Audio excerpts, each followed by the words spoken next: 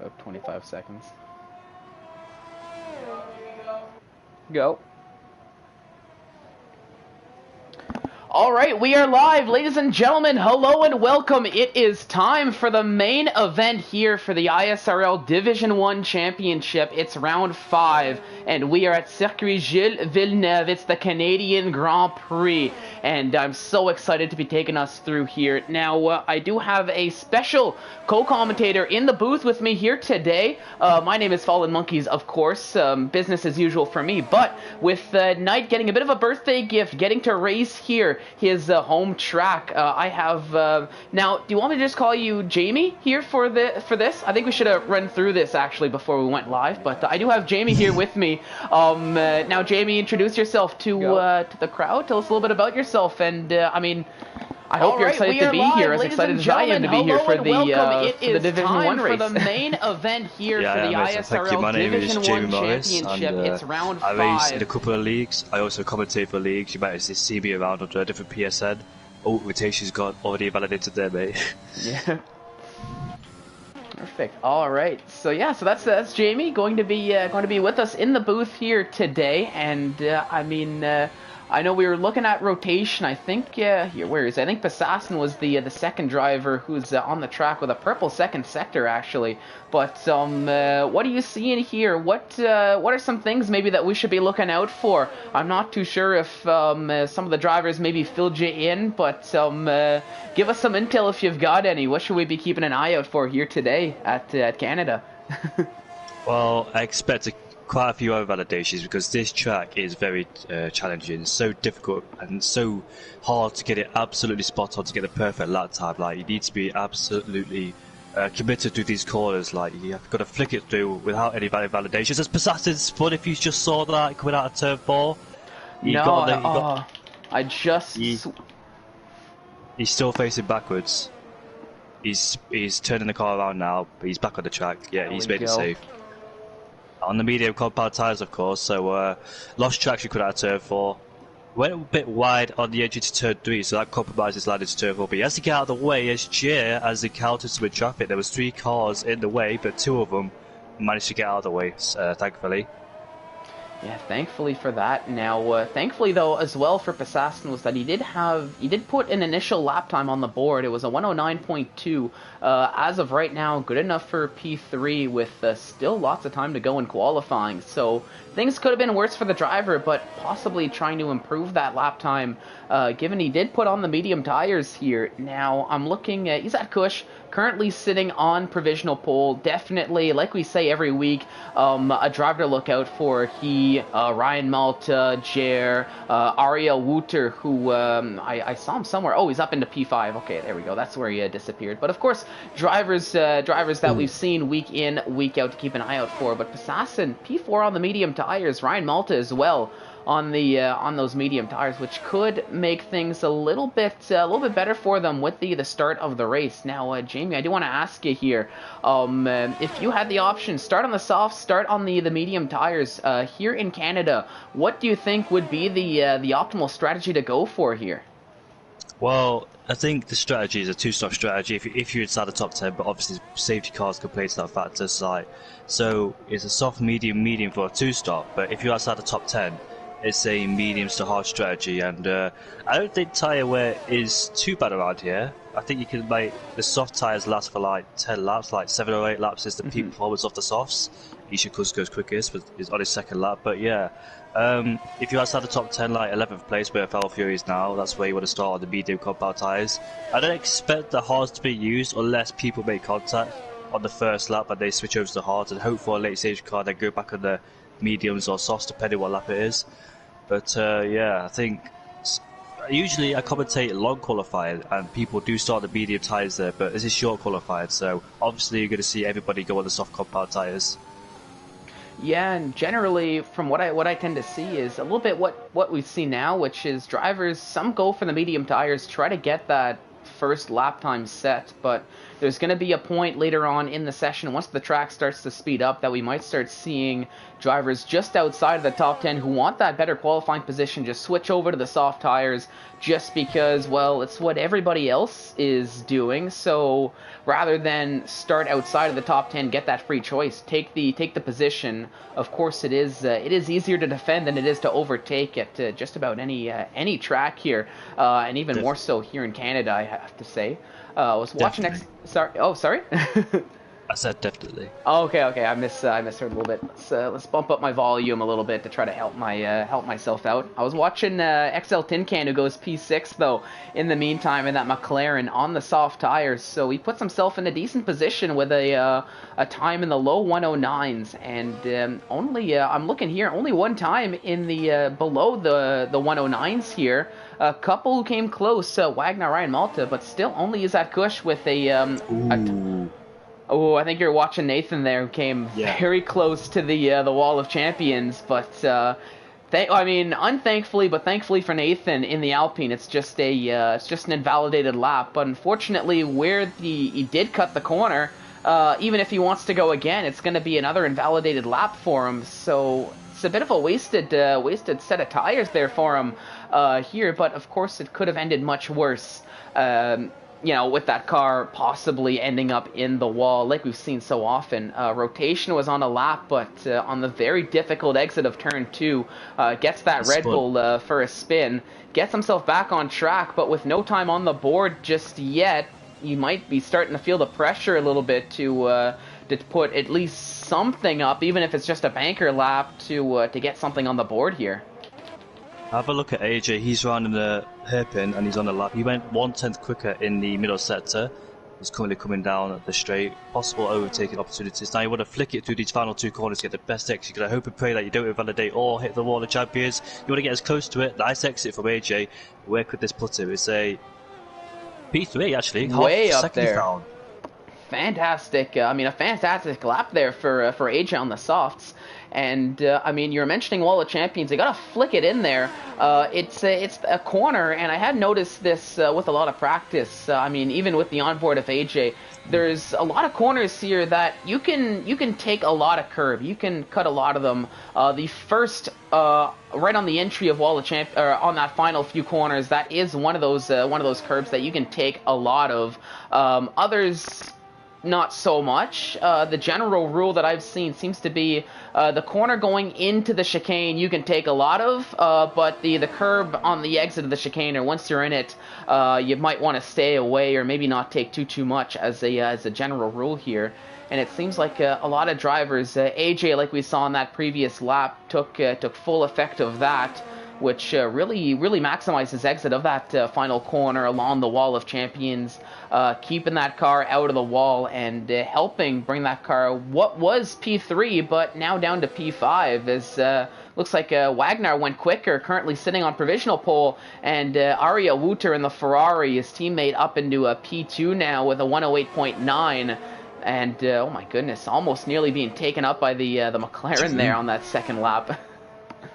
I want to talk because Passassin, he was on his first lap, and it seemed like he's finally corrected his mistake because he kept going wide into turn 7, which compromised his line into turn 8. He invalidated it on turn 8 because he went wide and cut the corner. Oh, he's lost the rear slightly, but managed to correct it just in time. But it looks like it's going to be a decent lap for Passassin. It's his second lap on these set of softs as he backed out of it, as he invalidated through turn 8. Now coming through the final two corners. It was interesting because he did the exact same thing on the first set of soft tyres that he put on, and here he is there coming across the line. This could take pole, and it is. There you go.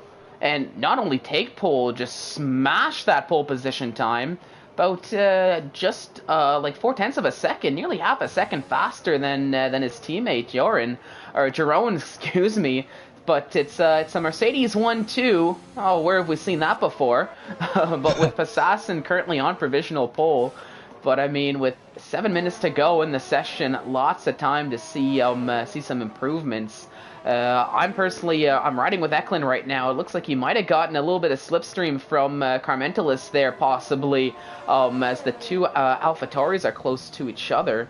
But it looks like he's on a lap right now, as I think that was Ryan Malta who crossed the line, went a little bit faster, or Mark, I think. No, it was Mark, I think, who just set that 108.8 to go up to P4, as the timing really seems to be changing here very quickly. The track is evolving. I think with more drivers opting to put that set of soft tires on, we're starting to see the times get closer and closer together here as the session continues onwards. Both AlphaTauris in the pits. Eklund didn't really have the best of middle sectors and he's running out of fuel, so he couldn't go for another lap. But it's a double stack for both AlphaTauris, so Carmelist is going to have to wait. 6 minutes to go, so he's got plenty of time. I'm just noticing a lot of traffic out there that could cause a possible distraction. Even if they're not in your way, it still causes a lot of distraction because you want to get your eye in on the apex.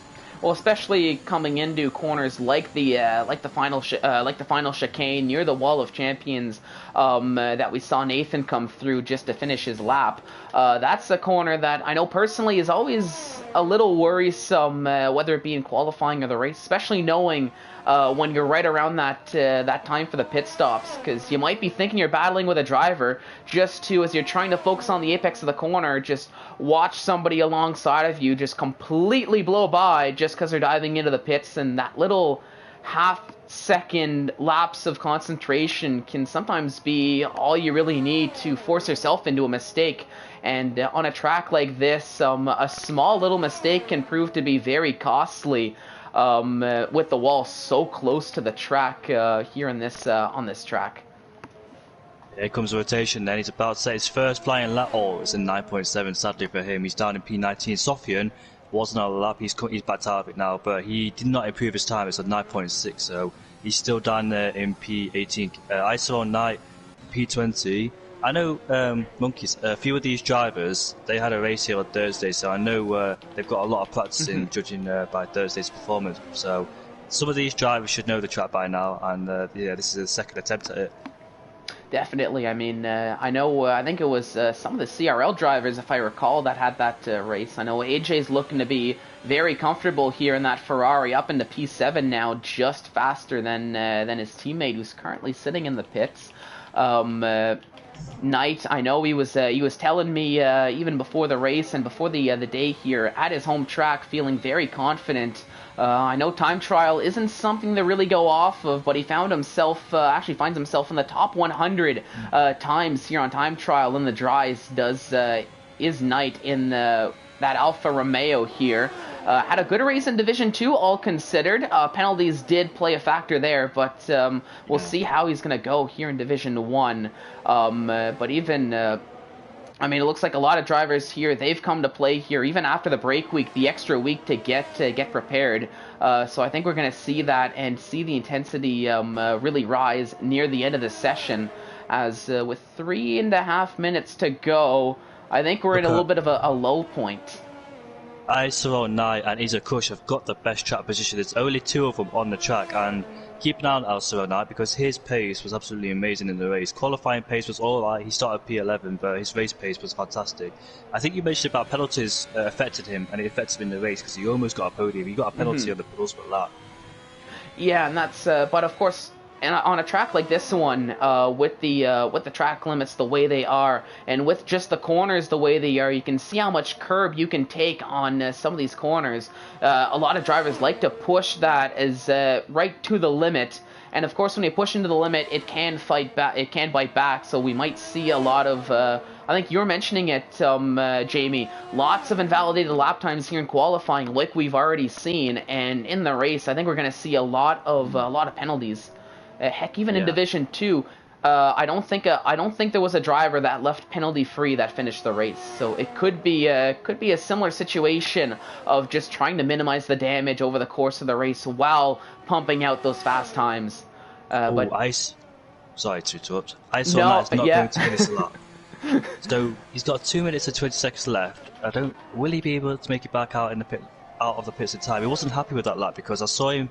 He locked up in the hairpin, made a mistake, he went wide, and that cost him a little bit of time. I don't think it was too much, but obviously he's not satisfied with the time, so he's got about 2 minutes and 5 seconds left to get out of the garage. Obviously, there's loads of people out there, so if Knight comes out, he's gonna have to get out of the way of everybody. Yeah. Because everybody's out there. Yeah, and I think the initial strategy for Knight was probably to get that lap time set when he had clean air, when the track was essentially empty. But now with less than 2 minutes to go, 1 minute and 40 seconds and counting here, he's got time, but he's gonna have to essentially try to find a gap and make a very quick outlap now, because of course. Mark's validated it. Sorry.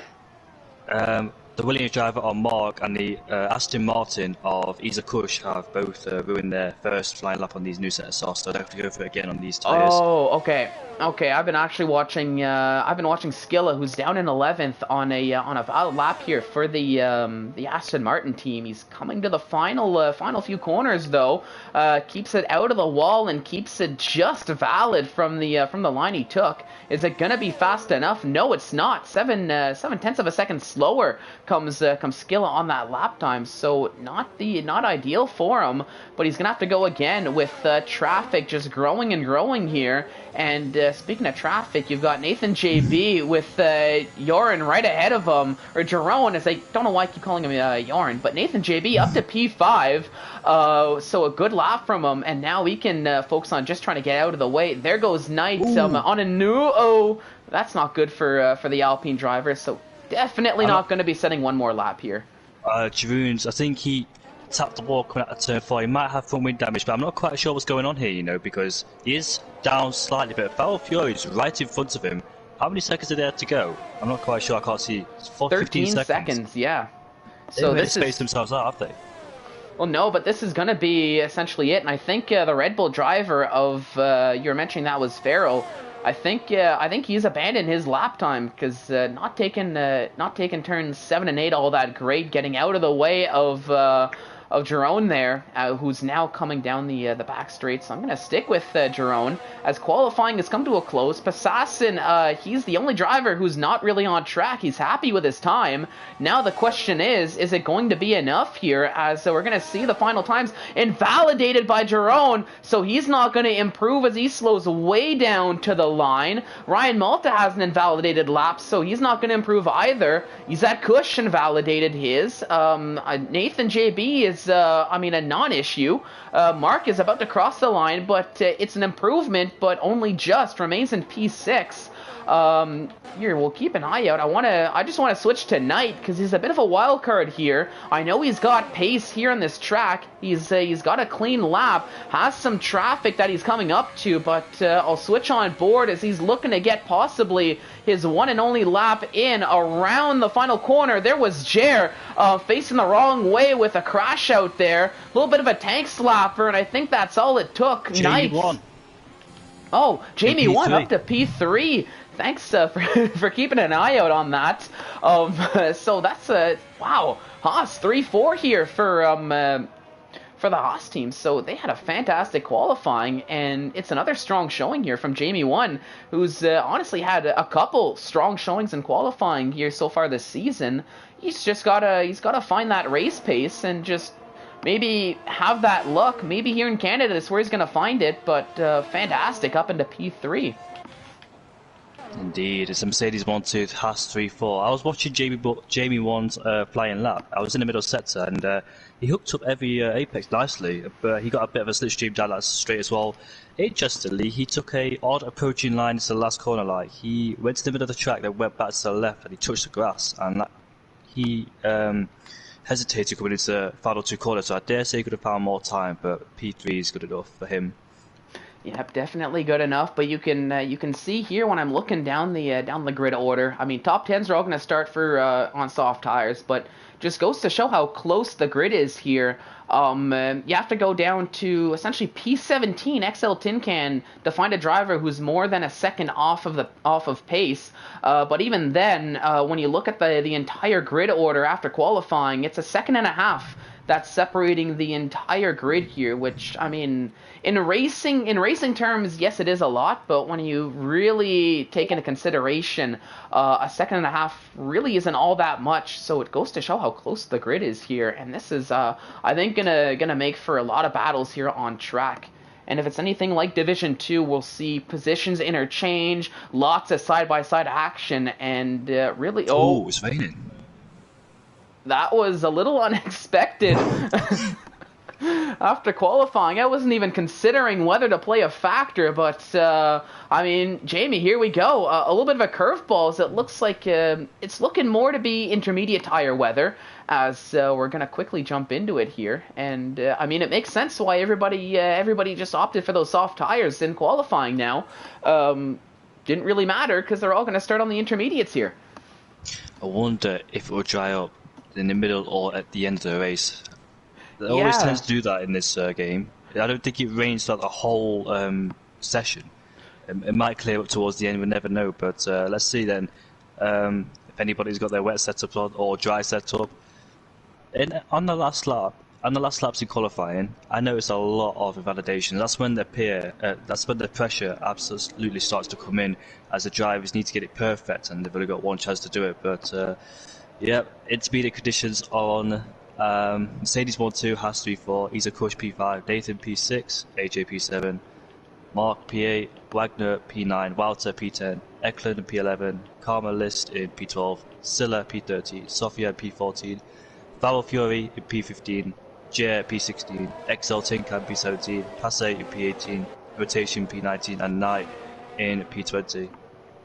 Yeah, when I'm looking with this intermediate, I mean, given the when I'm looking, I'm just, oh my goodness, okay, if I can get my point formulated, I'm just gonna go back to the weather here. Like you're mentioning, we see a lot of interchangeable conditions here in the race, and I do have to agree with you. Given the amount of rain we're seeing, I think there is a possibility that it could dry up.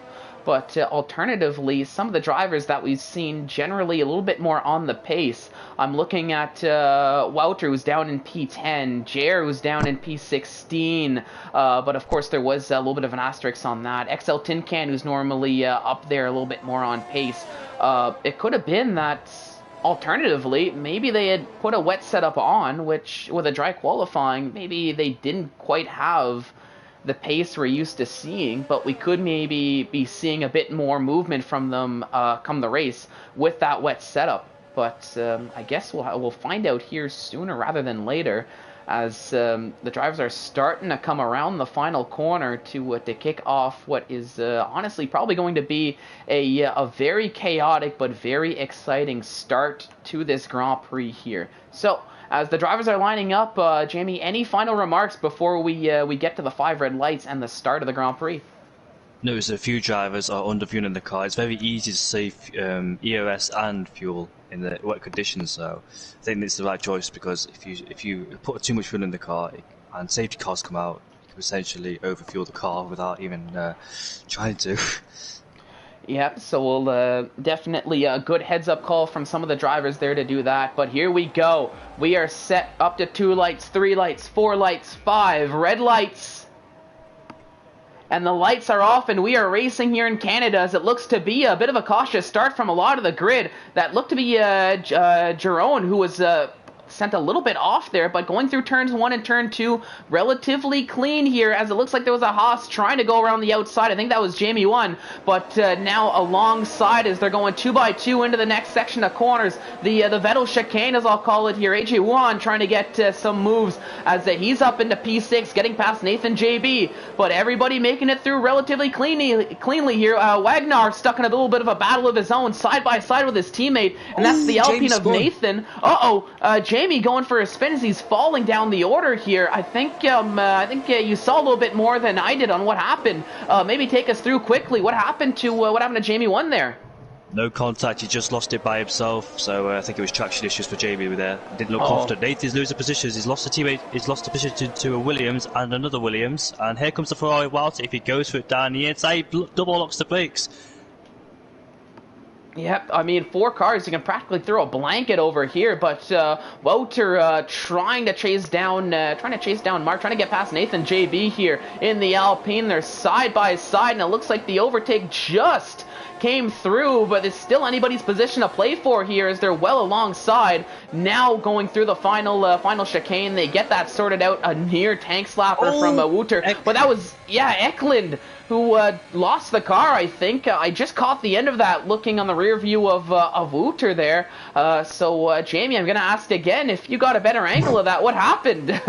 I was on board with Nathan's rear wing, and I think he just lost traction coming out the corner. It looked like he saved it initially. Haas has got off the track. Is that Jamie again? Yeah, no, it's rotations down there. P19, I think he's gone for a spin, but he managed to recover it. Jamie's behind him. Yeah, that first lap was interesting because they were all hesitant. I don't think they did any wet practice as they didn't expect it, but quite a few of them hesitant, especially Jamie Ward, because he lost his battle to his teammate. His teammate had the outside line converted to the inside and didn't have the right racing line, so that allowed the Aston Martin to go down the inside as rotation's gone for a spin again down at turn 7. Yep, and I mean, going to just to show how difficult these conditions are, I was watching a Carmentalist trying to chase down Skilla. Skilla just missed his braking point going into turn 7, turn 8, so that let Carmentalist through very quickly, but also Jer, who was just right place, right time, got by very quickly on Skilla, who's down in P12. Now Jer chasing down Carmentalist as he came close to the hairpin, just couldn't quite get the move done in time. Through the final chicane they go now. A little bit of a moment from Carmentalist there on the exit, just almost losing the back end of that car, but keeps it under control, and into turn 1 and turn 2. Positions are going to remain unchanged, but we can see how close the grid is here in full form. Just looking at the mini-map, I mean, everybody's keeping everybody honest here in so far in this Grand Prix.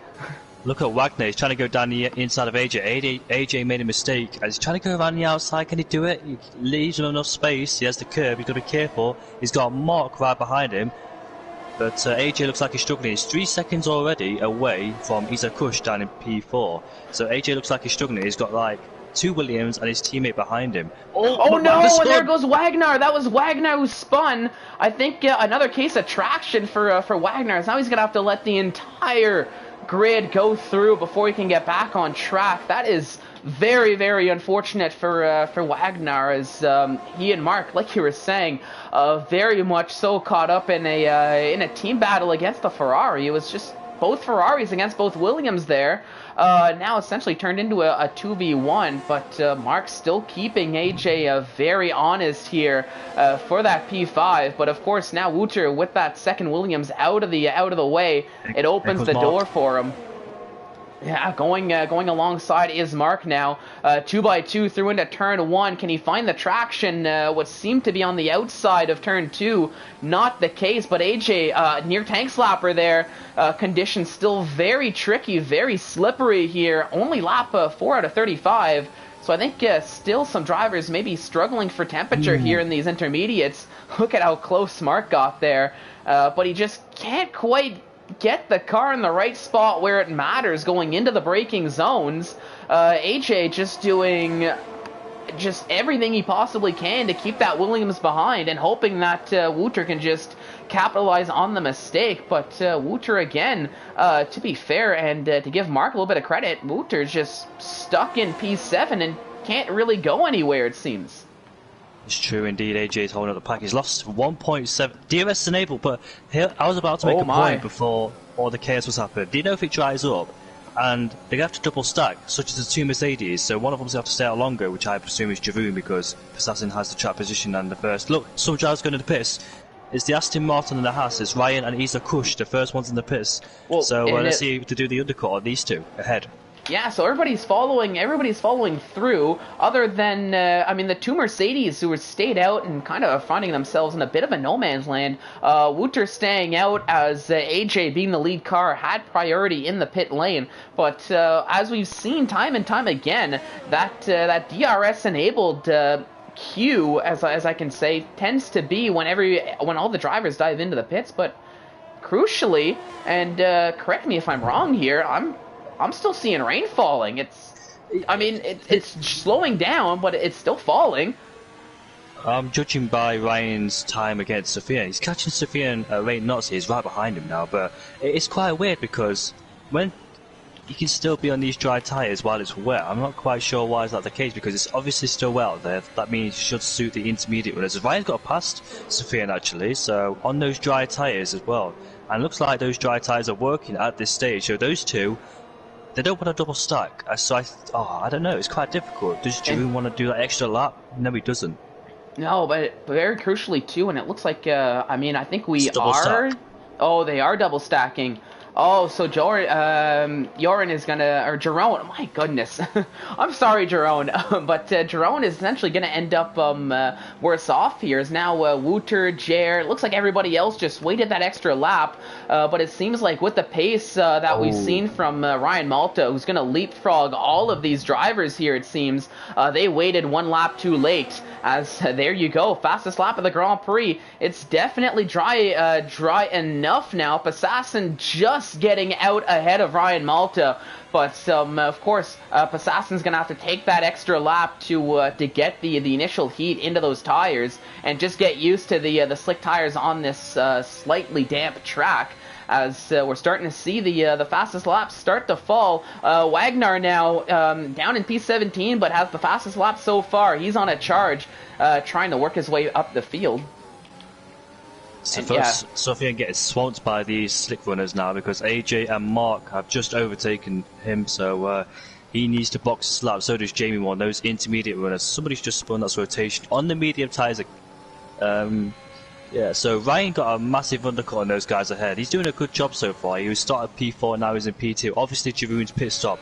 Jeroen's on the soft compound tyres. Optimistic strategies. Down the inside goes Walter on Sofian, but keep an eye on Jeroen. He's going to be very quick at this stage, and it obviously could be a two-stop into soft. I'm not quite sure. Into soft medium, I think. I think that's going to be the strategy for him, and we've got a yellow flag here. Oh, that looks to be maybe Passassin with a big mistake through the final corner.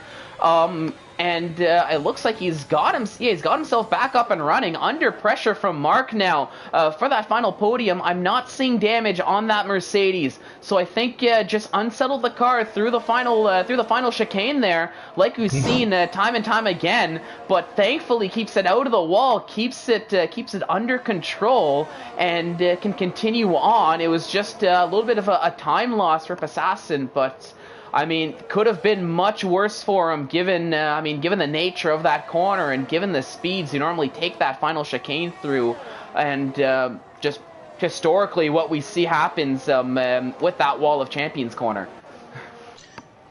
It's not often you get away without any damage, but no. the problem is with Jeroen. He's stuck in a DRS train and he's on the sock. He's going to compromise his strategy if he can't get past these guys, and it's going to be very difficult. It's hard to overtake anyway. But being in a DRS train is extremely more difficult, as you see Walter is right behind Nathan. They were fighting on the first lap, I think, as Walter went around the outside. Now he's going to go down the inside. They both got DRS, and let's see who backs out first. Yeah, Walter spotted backs out. Yeah, but I think with that DRS, that you get a second bite of the cherry here, heading down the start-finish straight. I think that's a little bit more of what Wouter was thinking. He sets the fastest lap of the Grand Prix to boot here, showing he's got the pace on the mediums, right on that rear diffuser of Nathan. But crucially, wants to get past the Alpine as quick as possible, because he's kind of stuck in an Alpine sandwich here. He's got, honestly his division, his main rival here, as we like to talk it up week after week, of Jer, right behind in P8.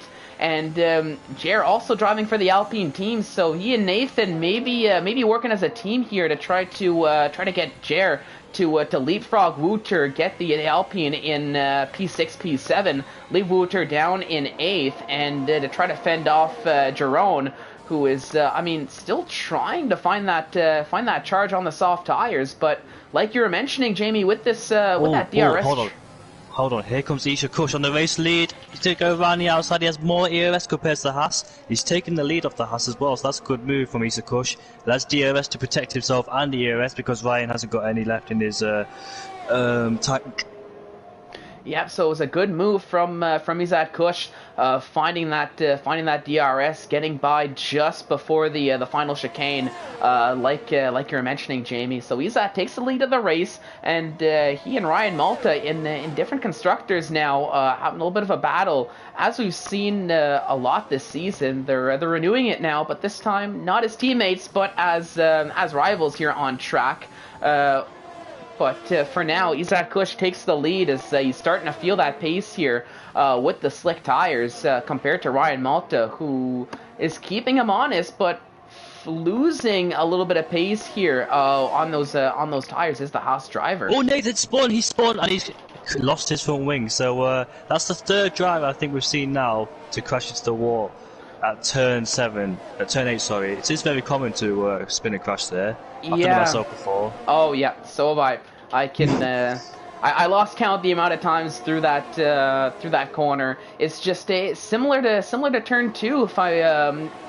If I do have to say that, you want to get on the power as quickly as you can, but it's the way the corners lined up with the chicane. Oh my goodness, that was Jer going very slow.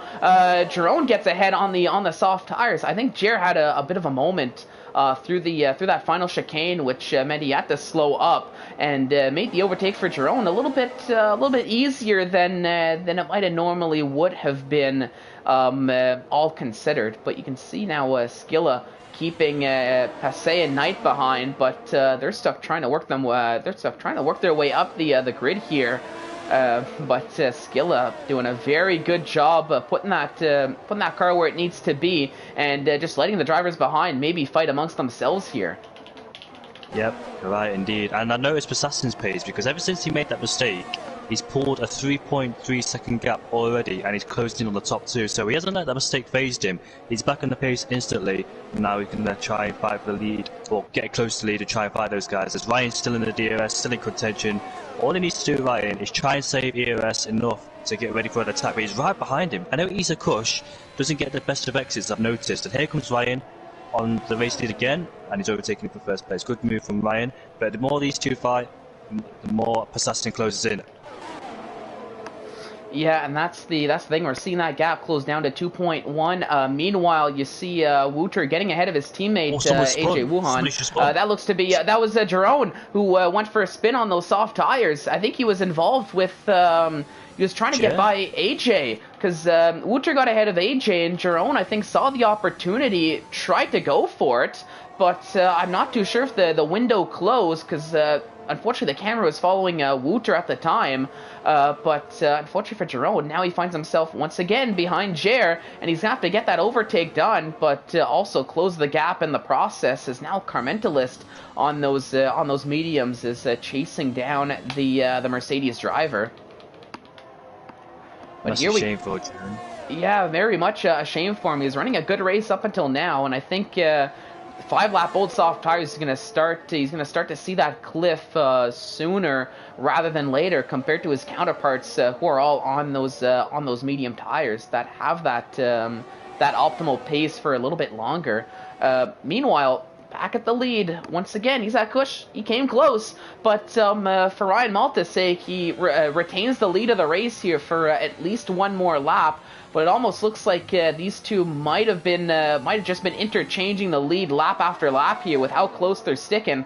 But Passassin in third, the gap now 1.8, 1.7 seconds and closing. So really running those flying laps now is Passassin, as he is really trying to close that gap and retake the lead of this race, ideally for himself and for all you Passassin fans that are tuned into the stream. ISRL Knight made 2 moves in 1 lap. I think he got past his teammate, and yeah, he has, and got past Silla. How do you pronounce his name? Sorry. I've been saying Skilla, but now that I'm looking at it, I think Silla might be a little bit better there. For those who aren't aware, I'm very well known to absolutely butcher a name or two here or there. So for the drivers who are watching, I do apologize. Feel free to yell at me if I'm completely butchering your name. I'll try to get that corrected.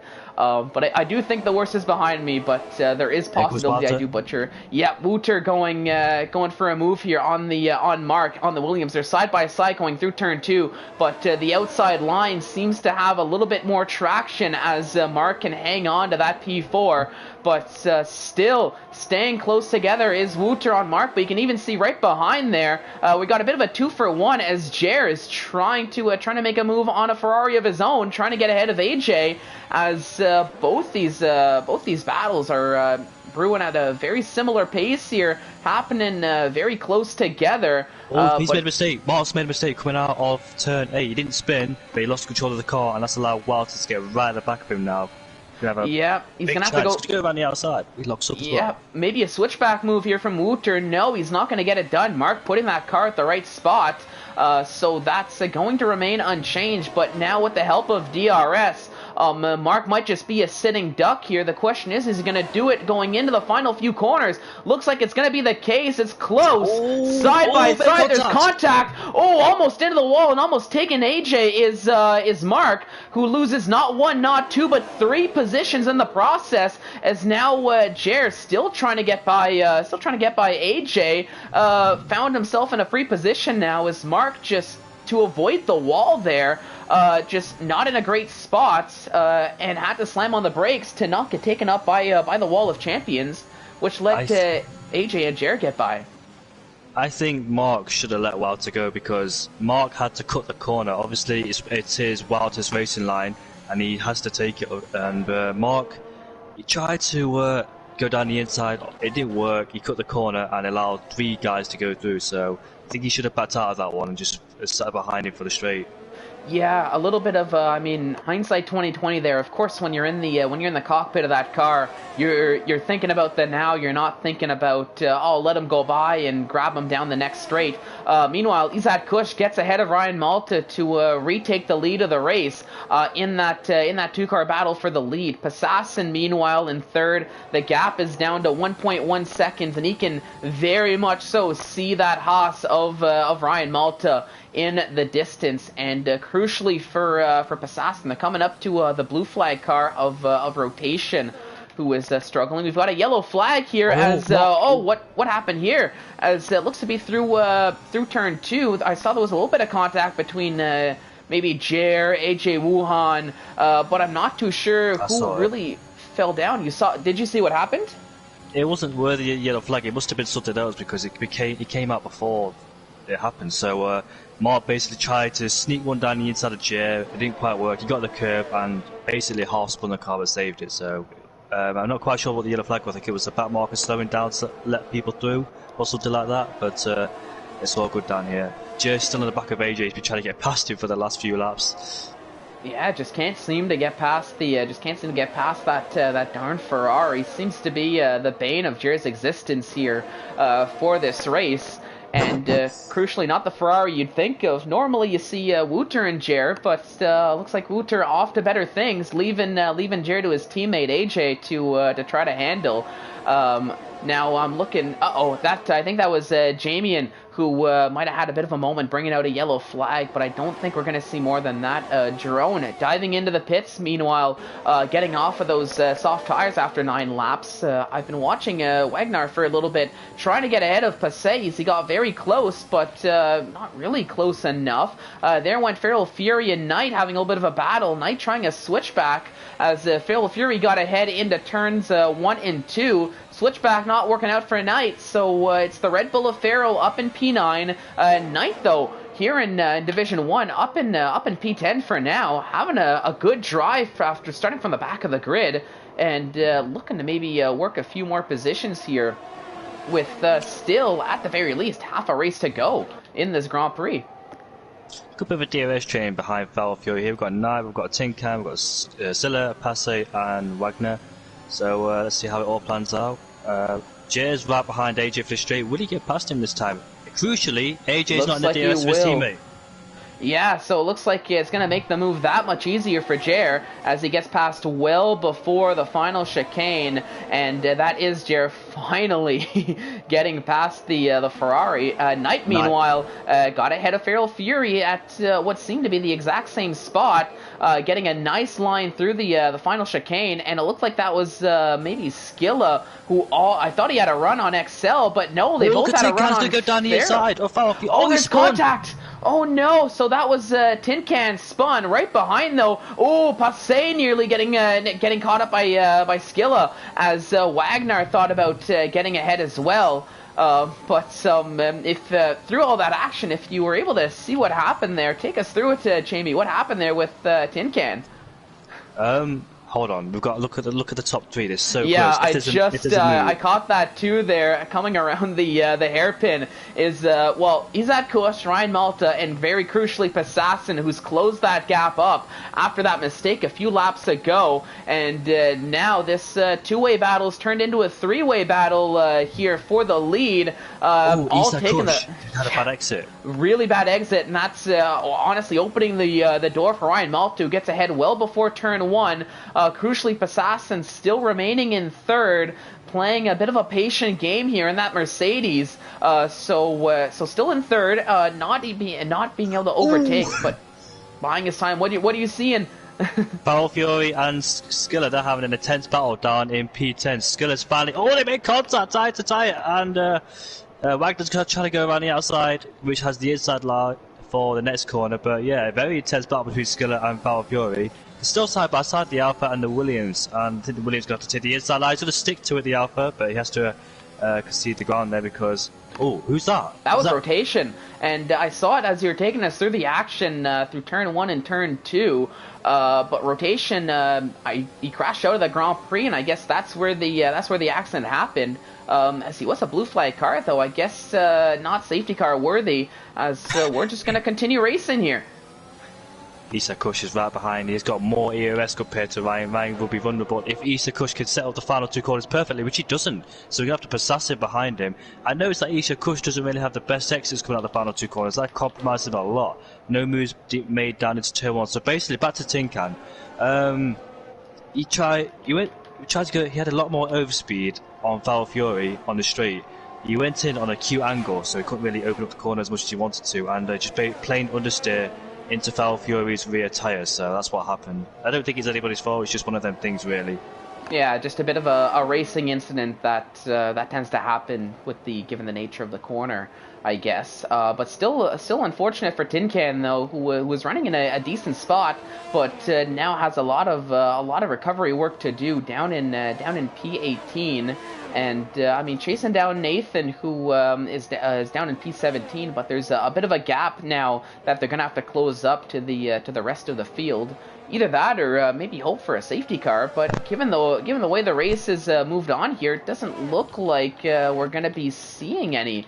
But now Isaac Kush gets ahead of Ryan Malta. So here on lap 19, we have another lead change. It's at pits, he goes. But he's at pits. Ryan Malta, though, is going to continue on, and so is Passassin for that matter.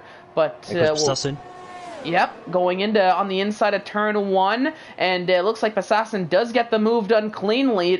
Takes the inside line for turn two. Nice move from Passassin as he takes the lead of the race here on lap 20. Ryan Malta finds himself once again in P2. Yep. 3-second penalty for Passassin going to be added to his time, but we're starting to see pit stops now from a lot of drivers. I think the second pit stops here, so we might see a bit more battles now. The grid getting re-bunched up and reshuffled here now that the medium tires are starting to fall off of their initial peak performance pace that we've seen. Crucially, Isaac Kush rejoined in clear air, 3.7 seconds behind Mark, so there's a bit of cushion to make on these two. Passassin and Malta will have to come into the pits now to respond to Isaac Kush and get that crucial track position. Let's see how their outlap is. Passassin, I dare say, they'll both come into the pit lane at this lap they've got to, so they can cover Isa. Same with Isa, he's got to push really hard. Oh, he's staying out there, is Ryan. Yeah, Ryan Malta staying out. Passassin, he's going to respond, take a pit stop here. Let's see the rest of the grid. Wooter is going to continue, and I think that means Jer's going to keep going, and so is AJ Wuhan for that matter. So it looks... Yeah. Sorry, go on ahead. I thought Passassin got stuck in the pit lane, but it's just that pit lane glitch. I thought he was serving a penalty or something, but it doesn't matter. So Isa Kush then has he rejoined ahead of him? Yes, he has. Yeah. So Isa Kush retakes the lead of the race. That's how powerful can be the undercut. Because look at the gap, 1.6 seconds. So Ryan, if you don't pit this, well, he's got to pit this lap. I dare say he'll lose a lot of time though. He might rejoin behind Passassin, judging by the pace on that outlap.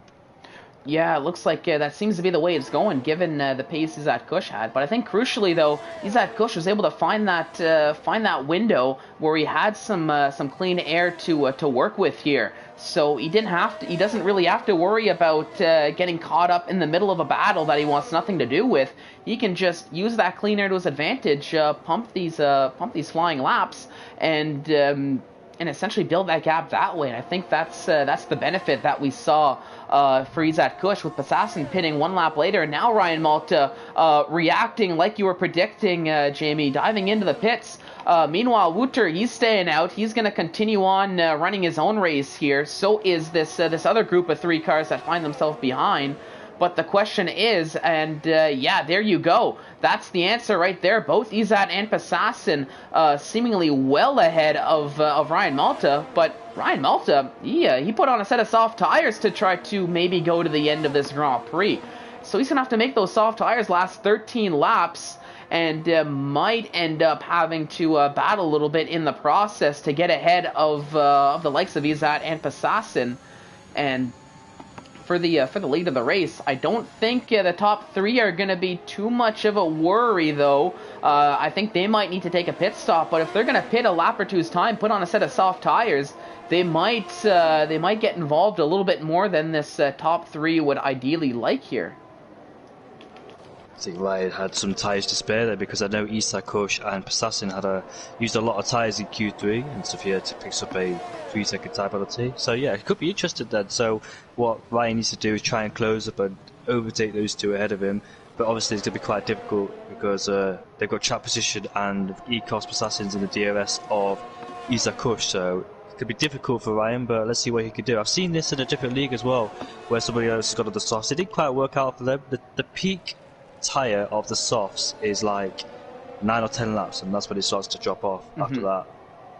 Yeah, that's what I had noticed as well. Is now Jerome getting ahead of Skilla on those 10 lap. I mean, a difference of 10 laps on the tires. The move was relatively easy for Jerome with the much fresher tires. Given Skilla's running on 18 lap old or 17 lap old medium tires. A yellow flag here through the start finish straight. Doesn't look to be anything too worrisome there. It might have just been a little bit of slower cars. Wouter taking a 3-second time penalty. You don't see that too often. But now Izat Kush is caught up. Both he and Passassin, they've caught this group of the top 3. More specifically, AJ and Jer. As that's Sophion out of this Grand Prix, and I think that was a legitimate crash. Would that be a safety car? It's in the right place for one, I think. In the middle of the track. But what I've noticed is that it really depends on the traffic, which is why rotations accident surprised me. Hang on a moment, I'm going to cut myself off. As Izat Kush makes 1 move, is he going to get 2 on Jer? He thought about it, but just the corner for turn 1 came just a little bit too quickly. And no, it's not going to bring out a safety car here, as they get that car out of the way just in time. So it's right through the exit of the... but contact's been made between the Ferrari and the Mercedes. That's ironic in like 2019. But yeah, contact's been made between AJ and Passassin. Passassin was not attempting to yield against AJ, and that's cost AJ a lot of time. He's now put Ryan... He's got Ryan behind him, as Isha, of course, has got past Jay, but it was crucial for Isa to get past AJ and Jay to put a car in between himself and Passassin, but Passassin was not going to yield. He kept his nose in, forced his way through, and yeah, I think it's hard but fair racing, must be said, for Passassin. I think I would have done the same thing, because I don't want to lose a lot of time against somebody on older tyres, so Passassin's going to try it now on Jay. Jay's got DRS. Will he fight too hard against Passassin? Passassin needs to get it done though as quickly as he can, and Mercedes is spun down. That's an Alpine actually, and Nathan. Passassin does not get it done through the final 2 corners. Now he's got to set himself up to try and get it done into turn 1, but Jay's got DRS on the back of Isa Kush, and no, he's not going to get it done into turn 1, so you have to wait and bide his time for a bit there, as might give Isa Kush a bit of breathing space. Yeah, might need to force Jer, or try to force Jer into a mistake, I should say, which is a lot easier said than done.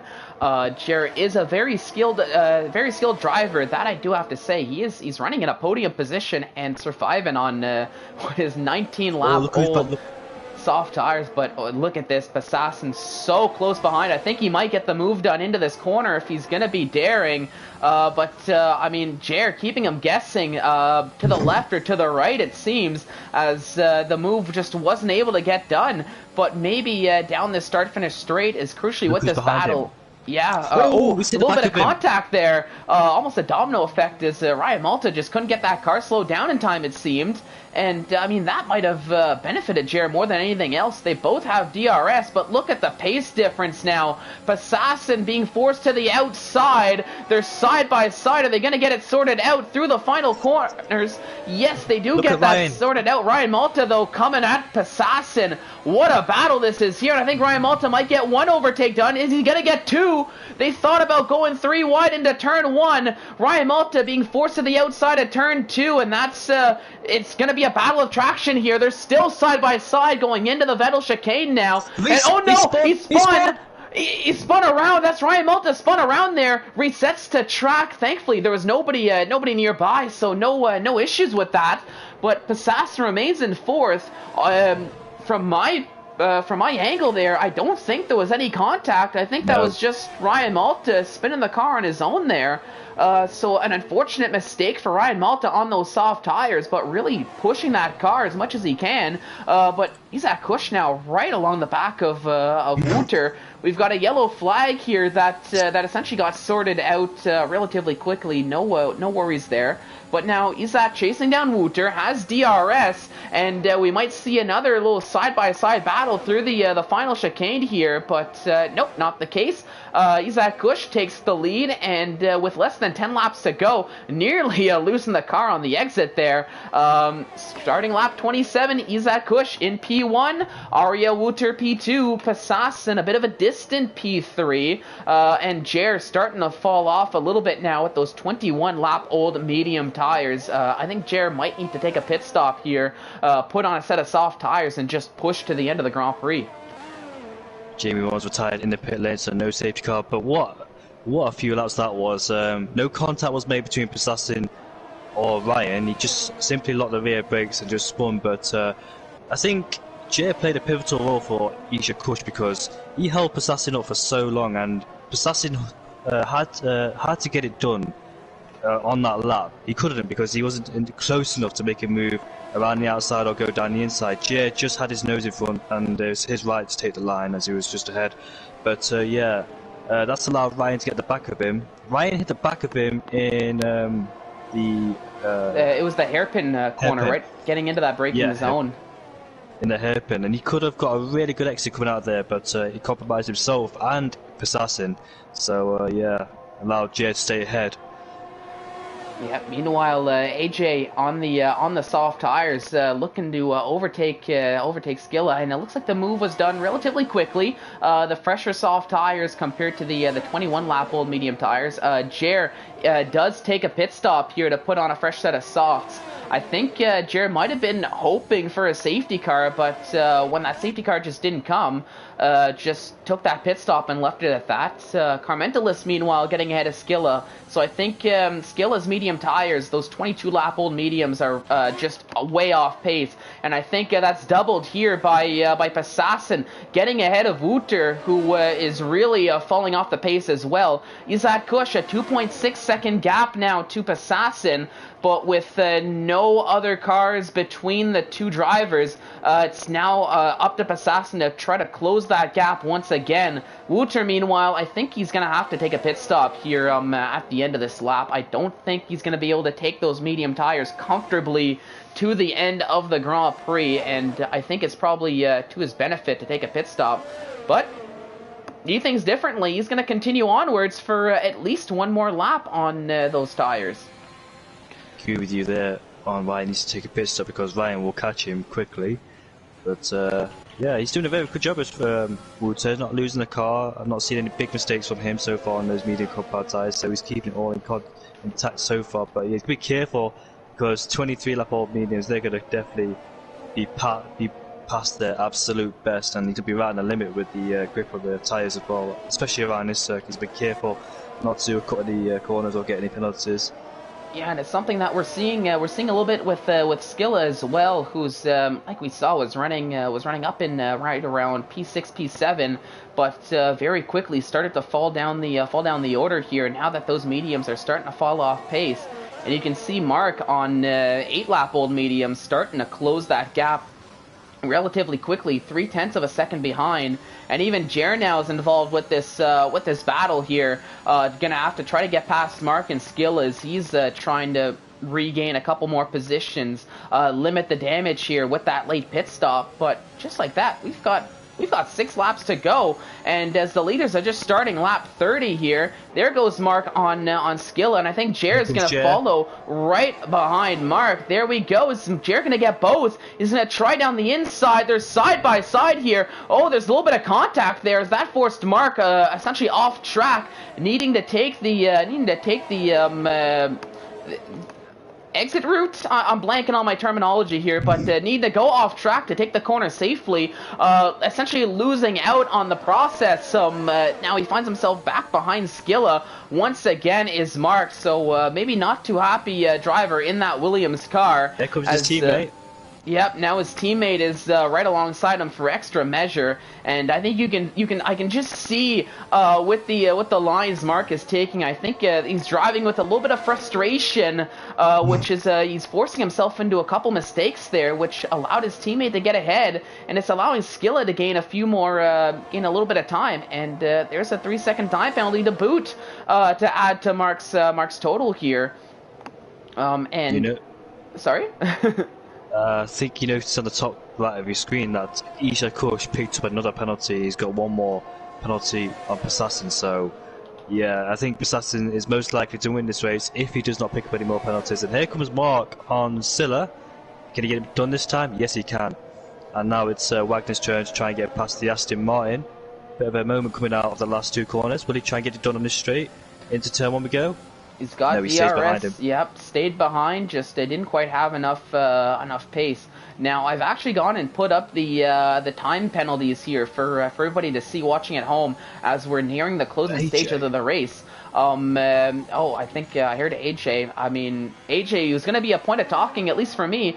He and Skilla, the only 2 drivers who have yet to take any time-second penalties in this race. So, I mean... imagine if safety car came out and AJ won the race because of that. Well, that's the thing, and that's a little bit what I was thinking here. So close to the end of the race. I mean, a driver who's probably really hoping for a little bit of help, hoping for no safety cars, is Mark, who has a very significant amount of seconds and penalties here.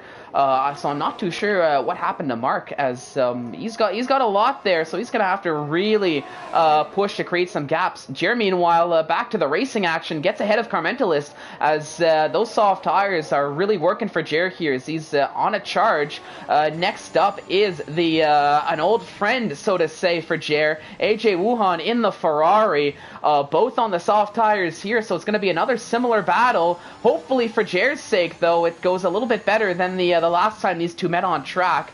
Of course, if those who need a reminder, Jer just could not get by that Ferrari, so we'll see if things differ here between now and the next few laps, as lap 32 out of 35. Isaac Kush is in the lead, but has 9 seconds of penalties. Passassin, meanwhile, a 1.5 behind with only 3 seconds. So, like you were mentioning, Jamie, it is essentially Passassin's victory here, unless he makes a few mistakes, takes a few more penalties. Wouter, once again, in a very distant third, and Ryan Malta's closed that gap right back up. Wouter only 3 seconds of time penalties. Ryan Malta with 6. So Wouter still has that position even after the overtake, but with the tire difference, once Ryan Malta gets into clean air, it's a matter of whether or not he can maybe close that gap and build a 3-second gap here, or hope that Wouter makes a mistake of his own. But a lot easier said than done, given what I know about Wouter. Very clean driver, doesn't make too many mistakes on track, like we're seeing here today. Standout performance by him. He started in P10, managed to make these mediums go over 27 laps. It's going to be very difficult to defend from Ryan, because he's not going to have the traction come out of the hairpin. It's going to allow Ryan to stay close. But bearing in mind, Ryan's on the 11-old soft spot, so he's not going to have the best of exits either. But they're both wobbling through turn 8. Now let's see what happens here. Now he's close. He's 3 tenths behind. Can he get a really good exit coming out here? Try and slingshot him out the corner. Not the best exits, but he's used his ERS now, both of them, and let's see if the overtake gets done around about the last 2 corners or the first corner. He's Yeah, defending on the right-hand side. definitely closing up here. Ooh, gets that nearly alongside, but not enough alongside to get the overtake done. But he's gonna get the second bite of the cherry here. But I think those soft tires are starting to lose out on that peak performance. It's sort of like you were mentioning actually. This soft tires, they've got about 10 laps of peak performance before they truly start to fall off. And I think that's a little bit what we're seeing. Mark, meanwhile, taking a pit stop here. Maybe gonna try for a fastest lap here, just to snag some form of points. And oh no, that's Jer out of this Grand Prix. That's Jer crashing out on the penultimate lap, right on the exit of turn 3, turn 4. Oh. There's that car. Oh my goodness, Wagner nearly getting caught up there. I don't know what happened, because while all that was going on between Ryan and Walter, he did actually get past AJ. He was like 1.2 seconds behind the lap before. Then he got past him. I'm not quite sure how. It looked like he was well ahead of him when he got past him, so it must have been he dropped it on his own, because they weren't side by side or anything. So shame for Jay, lost it, and now Karma List has got we've got a move of Basassi. He's taking the lead on the last lap. Oh no, and Wouter and Ryan Malta, as they were battling it out, as I was trying to switch over to that move, there's big contact between the two drivers. I think Ryan Malta was trying to go for the overtake, but around the final corner, and I'm surprised that we haven't seen more of this here, trying to go side by side through that final chicane. It's gone well for a lot of drivers here, but I think that was one of those instances where it didn't go well, and there was contact there. Ryan Malta, I think, getting the worst of it. Meanwhile, Passe and Skilla going side by side through turn 1 and turn 2. That's going to rely on traction as they're heading into the turns 3, turn 4. Passe gets ahead. Skilla falling down the order here, but now Jerome getting ahead of Wouter, and I think Wouter maybe has a little bit of damage on that car, going very slow here, so maybe not as bad as Ryan Malta, but a little bit of chaos there here on the final lap, as a couple mistakes. That might be I think that was Feral Fury that spun. Assassin wins the race there ahead of Isa Kush by 2/10, but obviously penalties kicking in at 6.2. Assassin did a fantastic job recovering. Chiruviza cut the corner. Chiruviza. I think he knows. He's gonna know the outcome either way. He's on podium on track, but it's going to be Wouter who gets the P3 on penalties. So after that contact, doesn't remain to change. And oh my goodness, AJ Wuhan slingshot up to P4 here after that fantastic drive. So we've got a Ferrari 3-4 here at the end of this race. I gotta say, standout performance from Malte. 30 laps on those medium compound tyres, and he made it last, and P3, so good job from him. Yeah, Pasassi just overtook Isha Kush into turn 1, and yeah, managed to lead the race from there. So good recovery drive from Pasassi after that mistake at the final 2 corners. But yeah, what a race that was. I enjoyed that race, Monkeys. Oh yeah, it was a fantastic race. I'm watching Knight a little bit here. I think he actually ran out of fuel well before the line finally gets across. Is he gonna end up ahead of Nathan? I don't think he was. So costly mistake from Knight there to mismanage the fuel. He was. I mean, he was expecting a lot here. I think, or a little bit more than what he got. But I mean, it was great to see him in the car back in Division 1, and I mean, I know I live with him, so he's gonna give me crap for this later. But in his usual Division 1 position of right around P15, P16 was Knight there. Did you remember that he was one of the drivers that underfueled the car at the start of the Grand Prix? Sorry? That could have cost. He was one of those drivers that underfueled the car at the start of the Grand Prix, so that could have played into effect as well. Possibly. There's no safety cars. Yeah, were you surprised about that?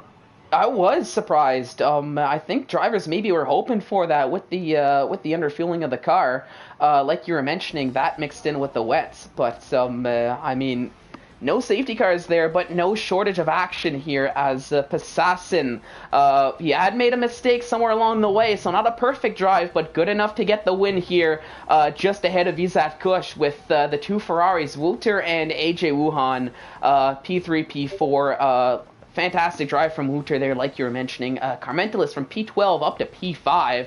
great drive from him too.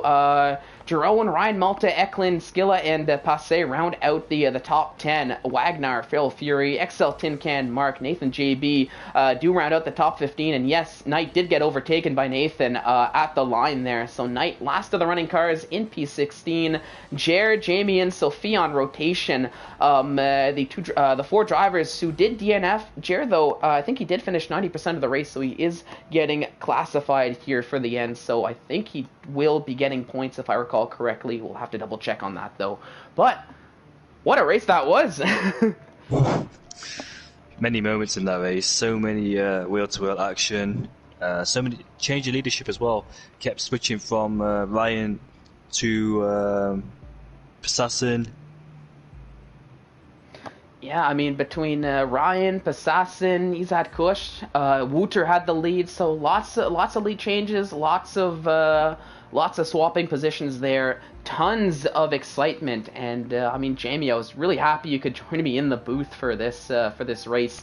At the very least, gave me a little bit of a breather here with the action, but also, I mean, fantastic job. I'm super happy to be able to work with you here today for the race. So thank you very much for coming out here today with us.